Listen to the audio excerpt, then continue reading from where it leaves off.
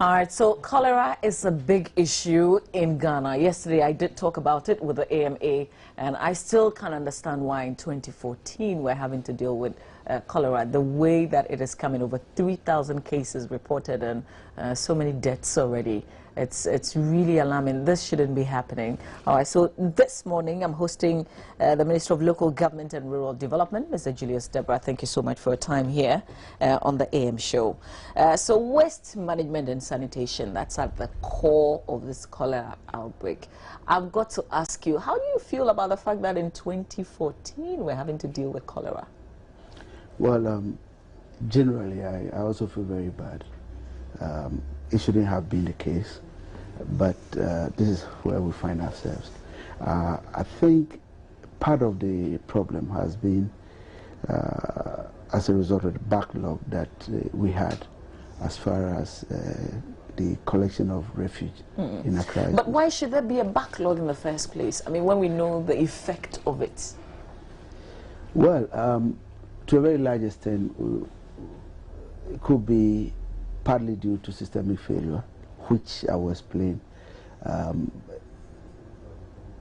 We had, at a point, as a result of some inactions, we ended up with only one disposal site, which we call the home landfill site, because at that time the Accra compost plant was out, they shut it down, and then the few other landfill sites that we had closer to Accra were also out of use. So they resorted to the pond site, and as a result of the traveling distance and the number of man-hour loss in traffic, so naturally the backlog. I'm not saying it's a good thing that ought to have happened, but it happened, and so question will be, what are we doing to avoid such a thing happening again? In the immediate run, what we've done is that we've been able to secure two more landfill sites, plus. How long will that take us? No, that's ready. They are ready for use. We have the. For how long can we use it? Because these are not sites that we can use forever. Well, I hope, and I want to believe this interview will be very useful.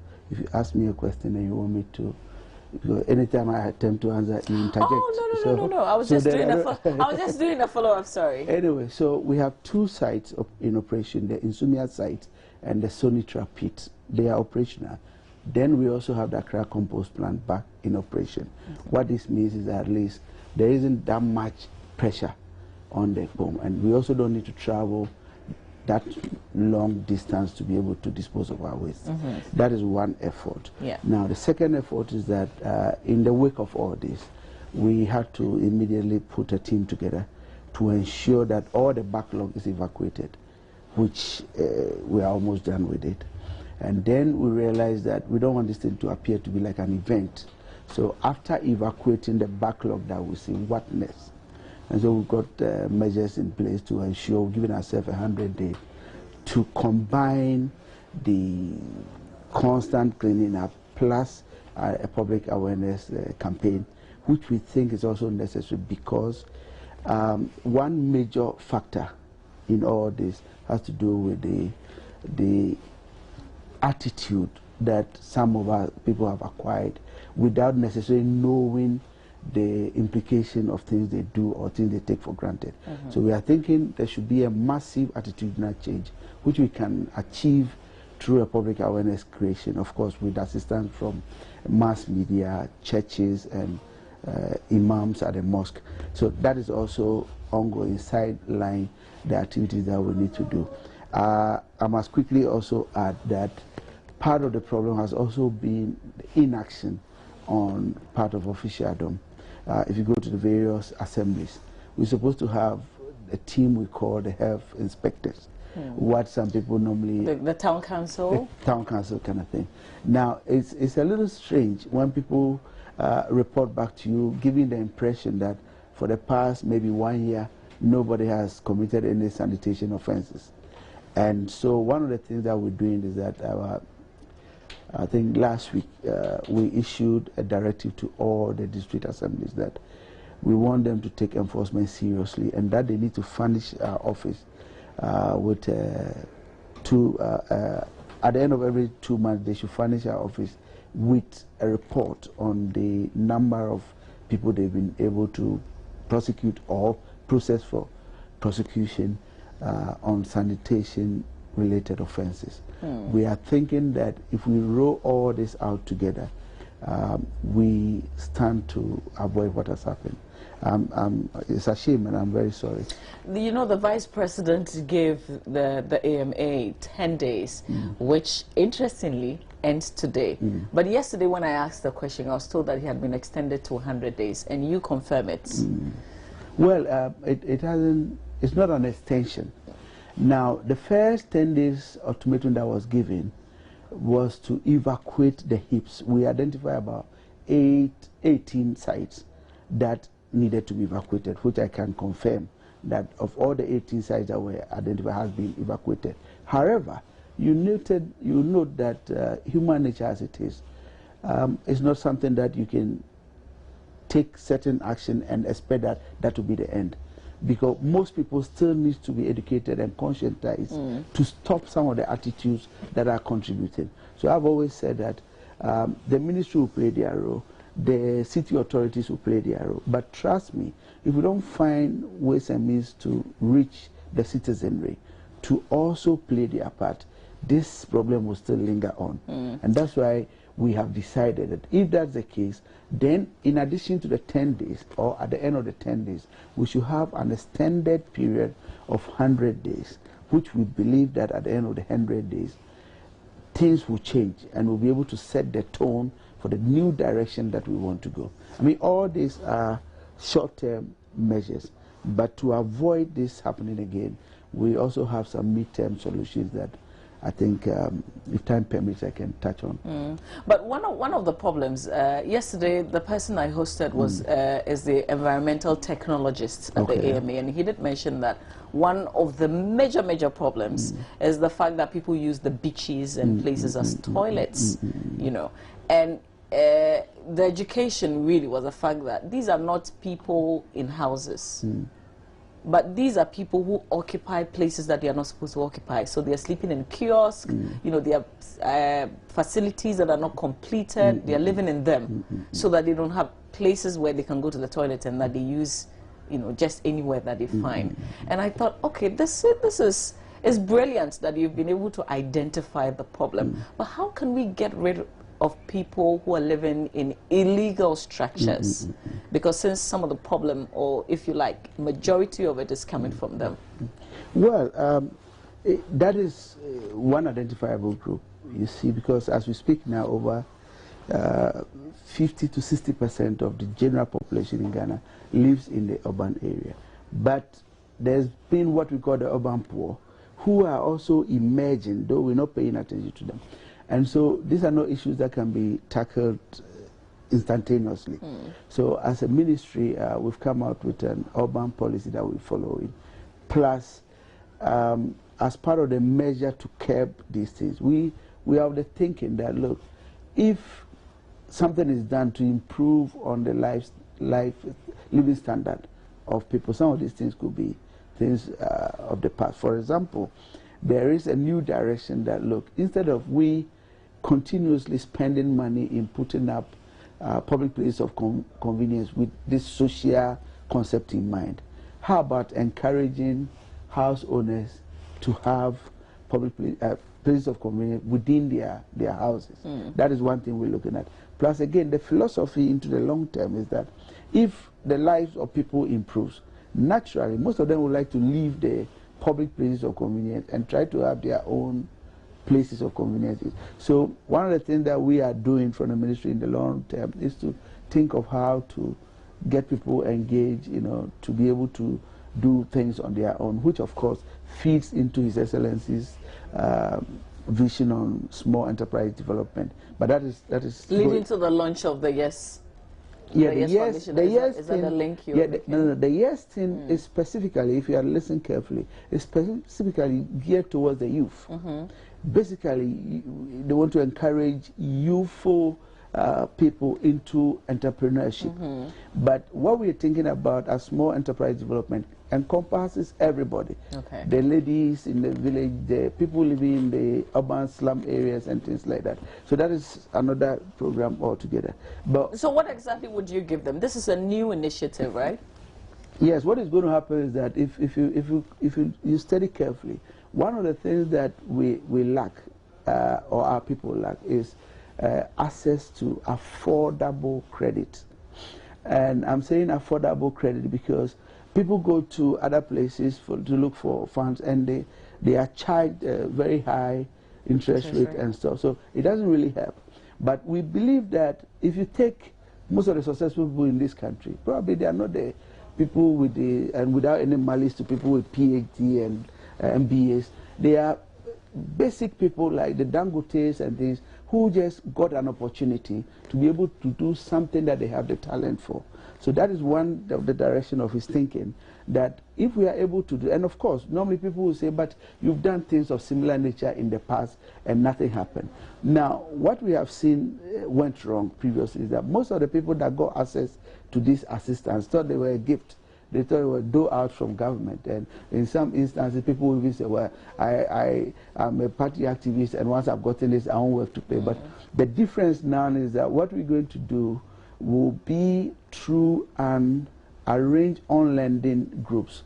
Could be like rural banks or other microfinance institutions that will agree that this is the ceiling that the government wants you to give out. But your responsibility will make sure that whoever is processed and receive the facility pays back, so that it becomes like a revolving fund. Our thinking is that if Mamie Kwawu lives in a house in, let's say, Newtown, her standards improve, her financial position improves, she would then be able to decide that, look, why don't I build my own place of convenience within my house and keep it, things like that. That is part of the long-term thinking. But across the spectrum, what we're also doing as a ministry is that in the mid-long term, and I'm sure you might have heard about projects like the WASH project, which is gotten funding from the Netherlands government.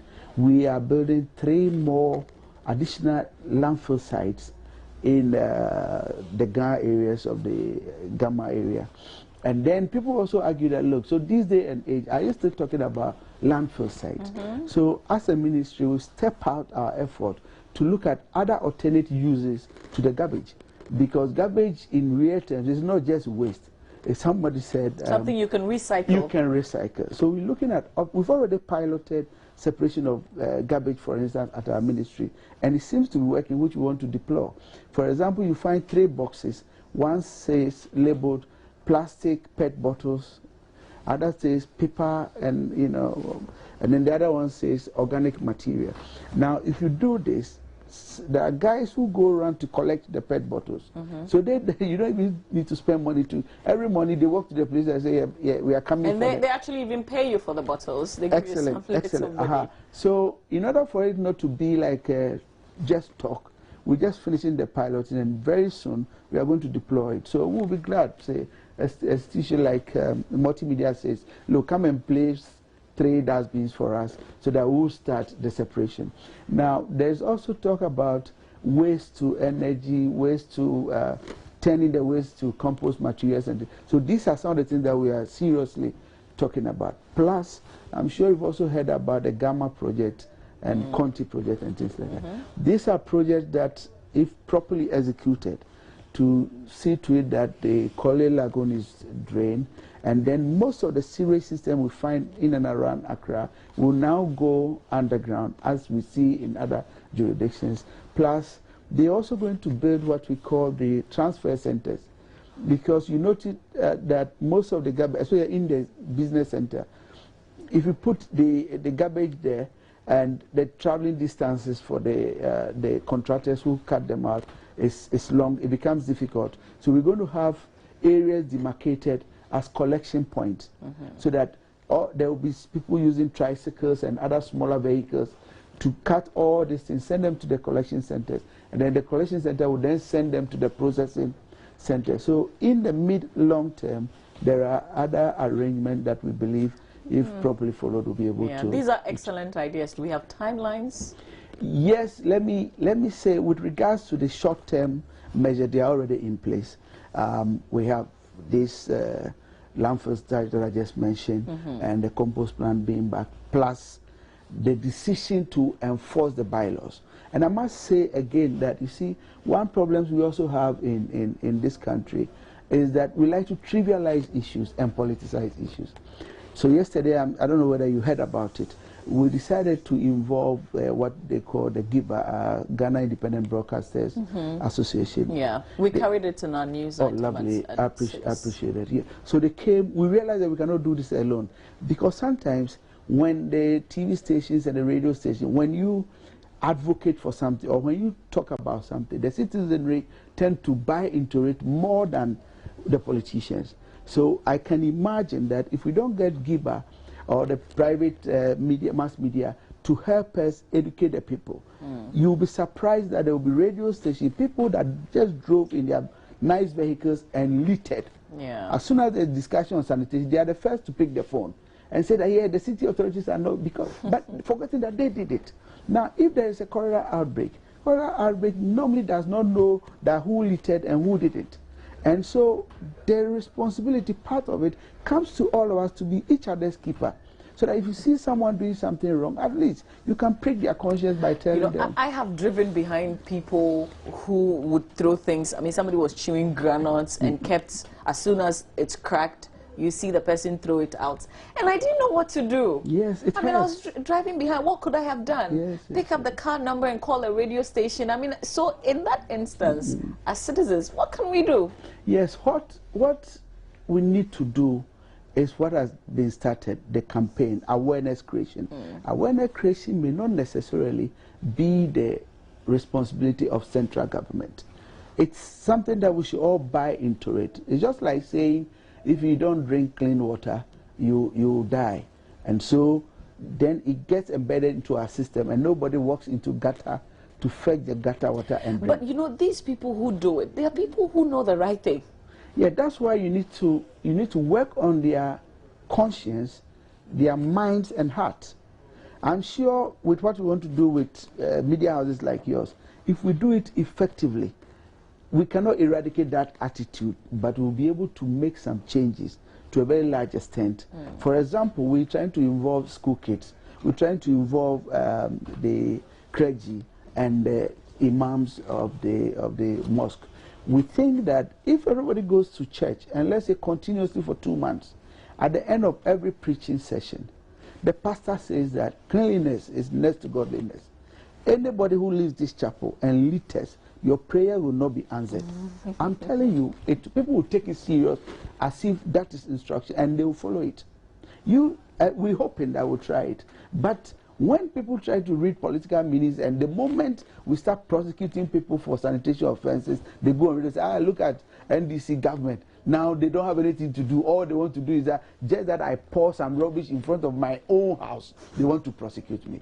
We need to I mean, you and I know that when you travel to certain jurisdictions, there's no policeman standing by the street, no military officer, but you dare not litter, because it's embedded into their system. And that's what we are hoping that it works. I'm very optimistic about it, that if we do it well, and that's why we are so happy that the whole association of media houses came, they had our call, came and said, look, guys, we want to help you to achieve this. So going forward, whether this will work or not, a lot will also depend on what the mass media will be able to do to help. And I think it's not just because we need to clean the place, but it's something that is so important. I would have wished that this cholera outbreak doesn't happen again, because honestly, as I sit here as the minister responsible for local government, I feel very ashamed, because this day and age, this should not happen, but it's happened. But I wouldn't want it to happen again so long as I remain as the minister. And I went to Central Region, and I said to the DCEs, of course I've sent a wireless message to all of them. I'm saying, look, Chief, if for the next 2 months you come back to my office and say that you were not able to prosecute anybody for sanitation offenses, you have a lot to answer. It's just like the point system we have in the US with driving. So I'll keep that on your record. If it happens 2-3 times, probably I have to recommend to His Excellency that, look, sir, I think this man cannot do the job, because there's no way you can tell me that within your jurisdiction, nobody committed any sanitation offense. Besides, it also helps them. Even if your mother-in-law commits that offense, take advantage of my directive and I arrest her. Tell her that, look, I wasn't going to do this to you, but because it's been a directive from my minister, I need to do it to save the job and be able to take care of your daughter. And I think it will help them. So do we know the punishment for doing the wrong thing, keeping your environment dirty?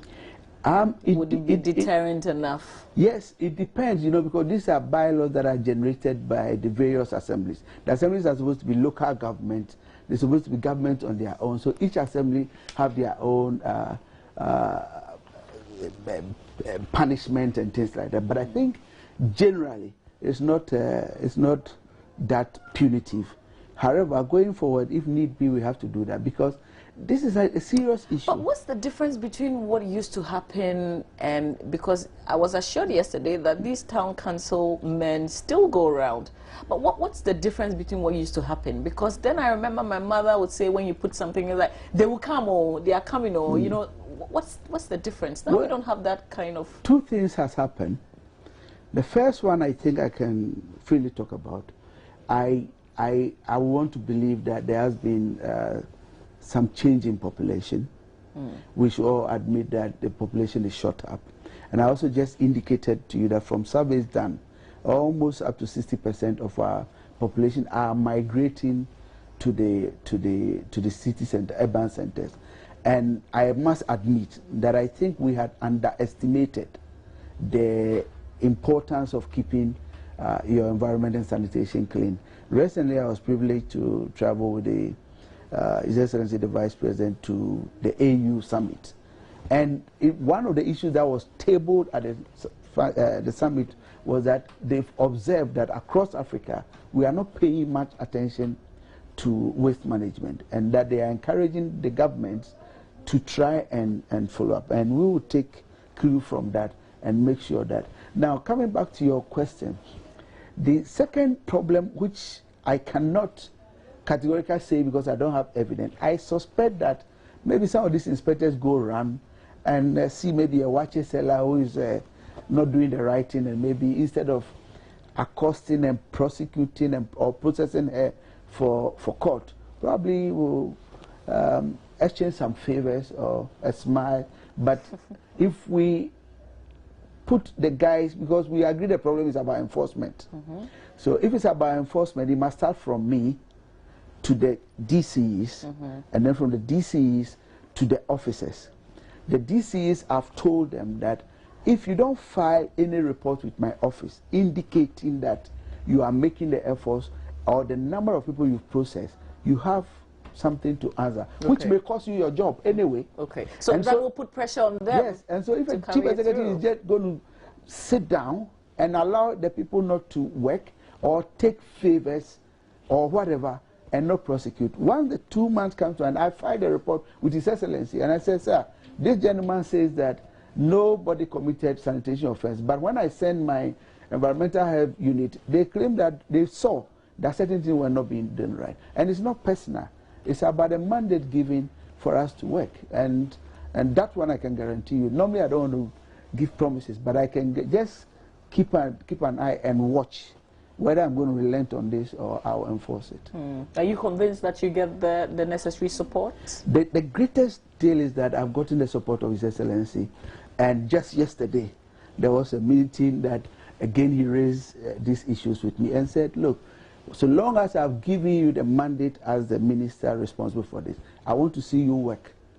Don't go and be smiling and be walking around whilst these things happen. Elsewhere, I would have just fired you because you need to do it. And I said, yes, sir, I will not repeat this mistake. So I have the confidence that I've gotten the backing from the presidency, and I will enforce it. I'm only doing my job. And we will keep an eye on you. No, I love it. And besides, because it's gotten a lot of attitudinal change, we probably don't need to wait. I'm sure you have a wider year. You have a lot of viewers that have suggestions and all kinds of things. Anytime you get anything, just let me know. Because, I mean, after all, I'm not a minister because I'm the most intelligent person or the most handsome. I'm not. It's just a privilege. And so I may not necessarily be privy to certain efficient ideas that will work. Sometimes the people we think are not the experts, they are the ones that have the brilliant ideas. So my doors are always open. Sure. I want to get these ideas and work with. Another thing that is smiling at us, not smiling in the good way, is Ebola. Our borders are not necessarily completely shut because, you know, their entry point, the graphic is even reporting of how the borders look like. But whatever it is that we're doing, that's why the disease is not here yet. I want some sort of assurance. Would we be able to hold it like this, and for how long? Well, I'm not the technical person to speak on this. I think maybe the Minister of Health or somebody, but I'm privy because I also happen to be a member of the Interministerial Committee on the Ebola thing.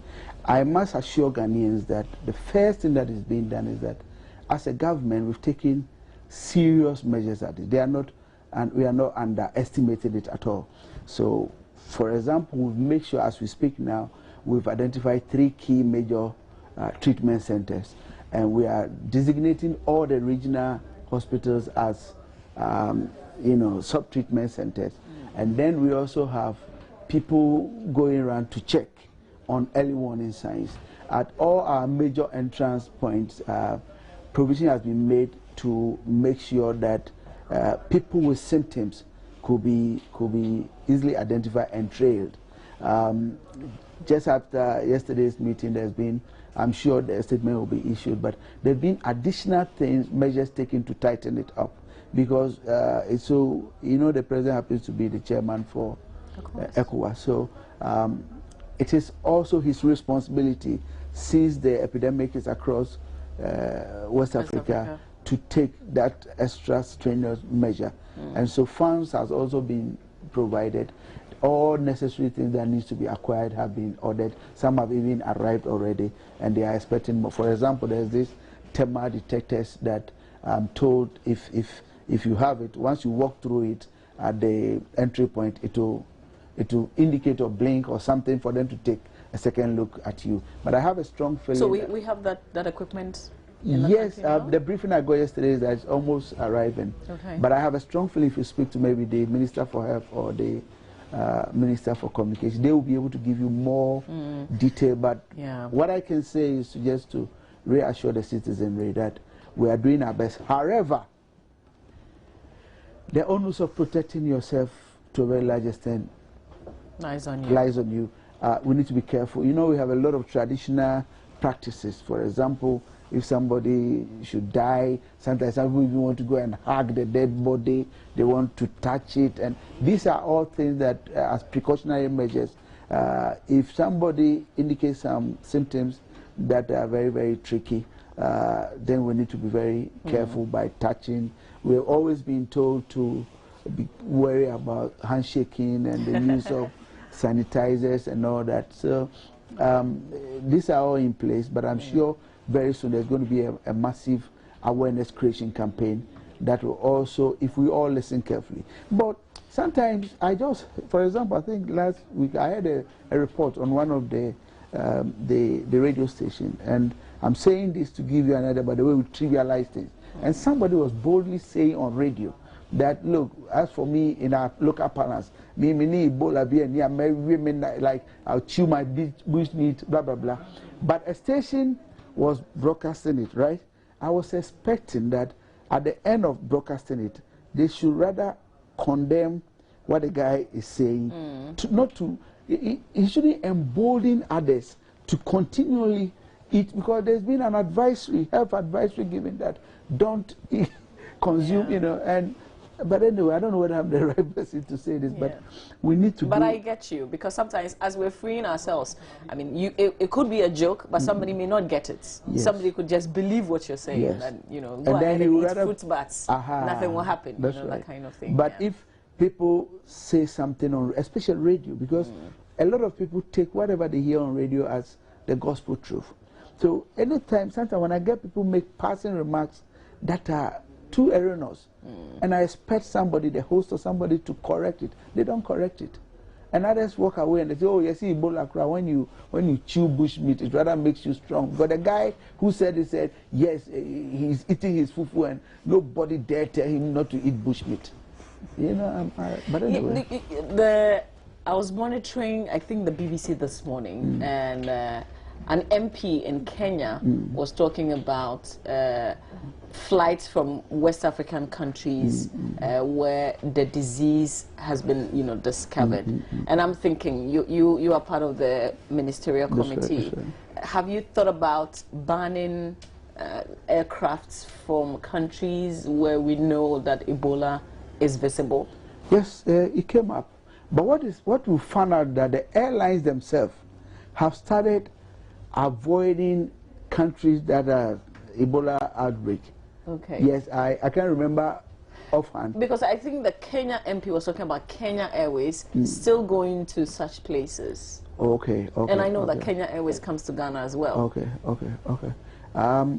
Well, as I say, you probably have to double check from the Minister of Transport. But my brief is that some of the airlines, I've heard names like Askai and a few. Okay. They are avoiding such places. They are avoiding those places. Okay. And it turned out that we had only one that is coming here. And I think government is taking a decision to do something about it. But I don't know whether I'm the person to talk about it. I'm sure it will be in the news, yes. Okay. So government is seriously concerned about this. Okay. There's this issue about Sierra Leone, or one of them wanted to use. Yeah, with the football. So I'm sure you hear from the communication minister soon. Yeah. What's the decision? No, it's not part of my mandate. I think we work within structures, and I think he, because it's his field, will do all the basic research and put valuable information out there. I'm just here to talk about sanitation. But can I ask if the fact that our president is also the chairman of ECOWAS would let him make some decisions that would not necessarily favor us as a country? Well, I'm sure you know President Mahama very well. You see, sometimes it's very difficult to say this. Some people usually take people who are calm and very gentle, they take them to be, quote unquote, quite weak. He's not. I mean, if you study him very well, he rather does things diplomatically, but he knows what he wants to do. I have a strong feeling that he's never going to compromise the lives of his people for the virtue that he's the chair of chair of ECOWAS. I know he has a way of doing things, and based on the meetings that I was privileged to be part of, I know the decision he's taken is all in the interest of Ghana. Except that you wouldn't tell us what the decision is.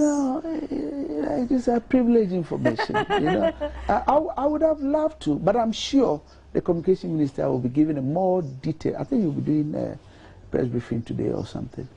I would have loved to, but I may not, as I said, I may not be able to put it the way, because it's not my field, it's not my specialty. But yesterday it was announced, and I heard the Minister of Communication expand it on Joy FM at 6 a.m., the 6 million that's been put into Ebola.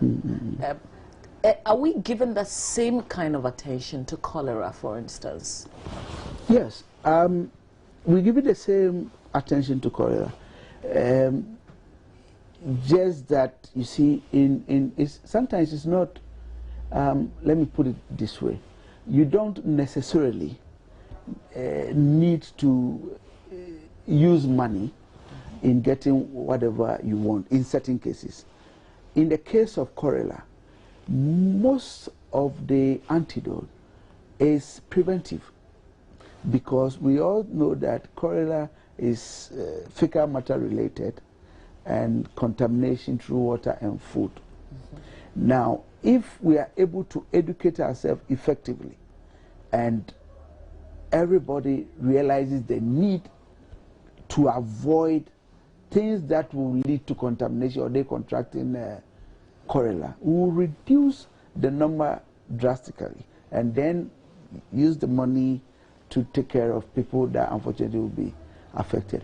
In the case of Ebola, it's very complex. You need to get special gear for even people at the airport. Somebody told me an interesting story yesterday, that there was a group of people coming from is it Burkina or something, and the immigration officers, and I don't mean any malice to the officers there, because I cannot authenticate the story, but I said it's a joke.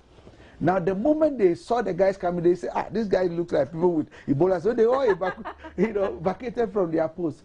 What it means now is that, and the reason why is because we need money they to do don't feel protected. That's right. They need to provide protective gear for all the people that are likely to come into first-time contact with people suspected to be coming from. Besides, as I said, we need to have well-equipped treatment centers, the 3 major ones, and the sub-treatment centers across all the regional offices. And this needs to be done with speed. But you see, the other thing, and you know what people argue, is the fact that over 3,000 people are reporting, you know, for cholera. That's right. That is what is staring us in the face. And some of the hospitals are saying, listen, we don't even have space, you know, so that when people go, they're sitting in either a wheelchair. Somebody died sitting in a wheelchair, you know, yesterday. That was really, really sad. So if we're spending so much money and we're paying so much attention to Ebola that is not here yet, and cholera is staring us in the face, it's brilliant that we're doing the preventive, you know, which of course we should have started before the outbreak. I mean, is that fair? Well, let me not leave here creating the impression that we don't care about losing. If you lose even one life, and I believe that's why the Vice President himself got involved in the initial measures to curb this, it's of concern to us. I have not said that government is not spending money on the cholera outbreak. We want to hear a huge figure being announced, like we had the 6 million. Well, probably you need to speak to the Minister of Health. He'll be able to give you a detailed one. But from where I sit, I think that the key part of the solution is to be very, very preventive. Seriously. Because yesterday I heard a health expert that was saying, look, if everybody decides to stay away from, I don't want to say dirty environment or things like that, we'll be able to reduce the spread of the cholera. I must admit that, as I said, part of the problem has also been our inaction, which led to the heaps of the garbage not being... So what should we do to you in that sense? Well, as I said, if I had been... As in the authority? Yes, seriously, if I have been at the ministry for, let's say, more than 2-3 months, I would have resigned. Because I live by my principles, seriously. And that's what I'm saying, going forward, whatever I need to do to make sure this thing doesn't happen again, I know I will offend people, but I'll do it. Because I don't want to be tagged, I say, oh, like the normal thing, this guy became a minister, he was talking plenty, he didn't do anything.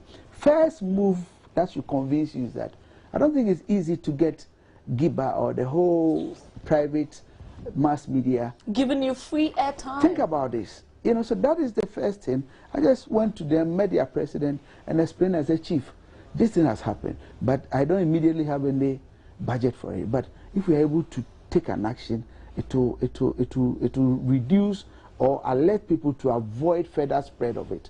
So, okay. I said, besides, this is not like I'm selling a product. I'm not selling any chocolate or drink. So even if you do the ad, it can be considered as public service radio ad or public service TV commercial. They say, yes, yes, really, you are not making any money. Let's help out. And so, you see, we've started rolling. I'm not saying that everybody should do this. Besides, because it's possible, maybe I may have a different relationship that if I approach some of the people, because don't forget I'm also coming from the private sector. So sometimes, you know, but let's be very optimistic about everything we do in this country. Okay. I'm telling you as a sister that truth is, this thing, nobody in officialdom is happy about it. It's a very unfortunate thing, and we feel very bad about it. But that does not mean we should trivialize or politicize it. Sure. The thing has happened already. What do we do to avoid it happening again? Okay. That's all. Mr. Deborah, it's been an absolute pleasure hosting you here on the AM show, and I'm keeping my eye on you. Lovely. Thank you. Always, always, always, and always a pleasure. Let's work together to keep our nation clean. Yeah. And I know that there are going to be patches of people trying to trivialize what we are doing. But if we work together closely, I'm sure we'll be able to save this country. I appreciate the fact that you feel responsible. I mean, even though, you know, you haven't been in the picture for that long, but thank you for your time. It's always a pleasure. So, Minister of Local Government and Rural Development, Julius Deborah, my guest. Quickly, we'll talk about